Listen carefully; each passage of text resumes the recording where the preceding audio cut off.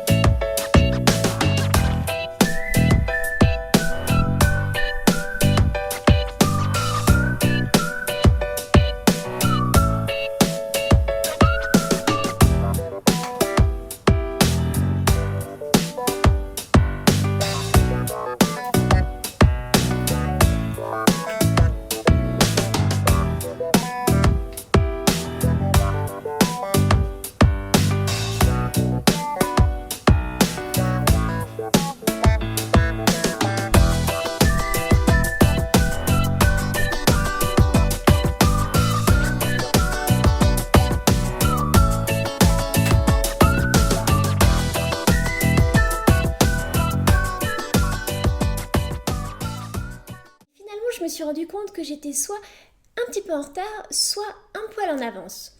Donc je vais garder mes brillants conseils pour une prochaine fois et vous parler d'autre chose. Par contre, je garde la robe. Ouais. Mais le collier fait un bruit monstre. Je vais l'enlever le collier. Souvent, les débuts d'année sont propices à prendre des résolutions. Bonnes de préférence, à se fixer des objectifs, à rêver un peu ou beaucoup de la vie que l'on aimerait mener, à faire des listes sur tout un tas de choses que l'on devrait faire.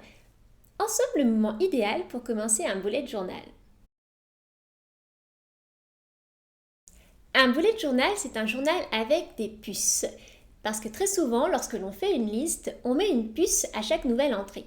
C'est le designer américain Ryder Carroll, enfin bref, qui a eu l'idée de conceptualiser un système d'organisation autonome, somme toute pas révolutionnaire, mais néanmoins très pertinent et à fort potentiel créatif. Et marketing soit dit en passant, mais ça c'est un autre sujet.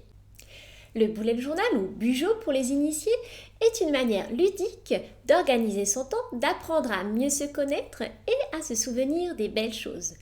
Enfin, je sais pas pour vous, mais moi, les autres, je préfère les oublier. Un stylo, un crayon, une règle, un cahier et vous pouvez déjà commencer.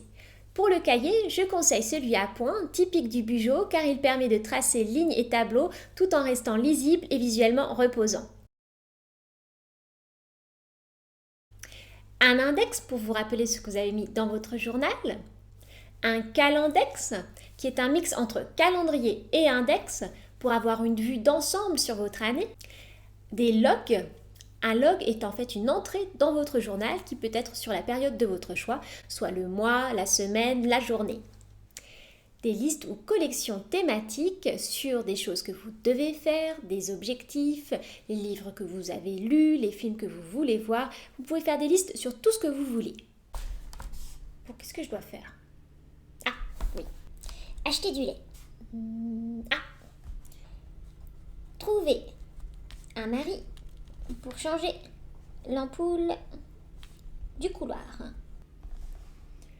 Je pourrais demander aussi au concierge en fait. Ah mais oui, beaucoup moins contraignant aussi ça. Des trackers pour monitorer différents aspects de votre activité, le sport, le ménage, les devoirs, enfin en général des choses que l'on n'a pas vraiment envie de faire. Pour vous y retrouver, il vous faut adopter un code avec des boulettes, à faire, faire, reporter, des signifieurs qui sont des modulateurs d'importance, urgent, pas urgent, à faire l'année prochaine ou jamais, des couleurs aussi que vous pouvez choisir selon les thématiques, le travail, la maison, la famille. Il y a mille et une manières de faire son bugeot et c'est cela qui rend l'exercice si enrichissant. Si vous allez sur YouTube, vous allez trouver un nombre incalculable de vidéos avec des bugeots absolument sensationnels. Rien de mieux pour vous mettre la pression créative.